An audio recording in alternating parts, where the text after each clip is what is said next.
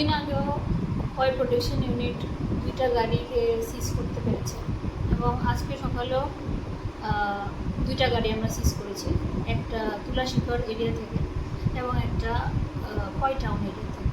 তো এই সপ্তাহে বলবো না, 2-3 দিনের মধ্যেই আমাদের খোয়াই এফপিও টিম 4টা গাড়ি ইলিগাল কাঠ নিয়ে, অবৈধ কাঠ নিয়ে চলছিল এবং 4টা গাড়িকে ওরা সিজ করেছে। তারপরে পাওয়ার শো আছে, যেগুলো দিয়ে actually power show is a device which is totally illegal.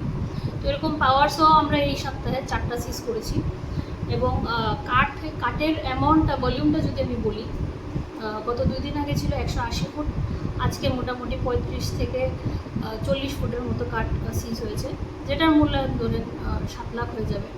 এবং গাড়িগুলোও রয়েছে, গাড়িগুলো আমরা ফার্দার প্রসিডিং আছে আমাদের, কম্পাউন্ডিং প্রসিডিং, কনফিসকেশন প্রসিডিং, ওইগুলোকে মূল্যায়নটা এখন বলা যাচ্ছে না, বাট গাড়িরও ভালো একটা রেভিনিউ আমরা গভর্নমেন্টকে দিতে পারবো।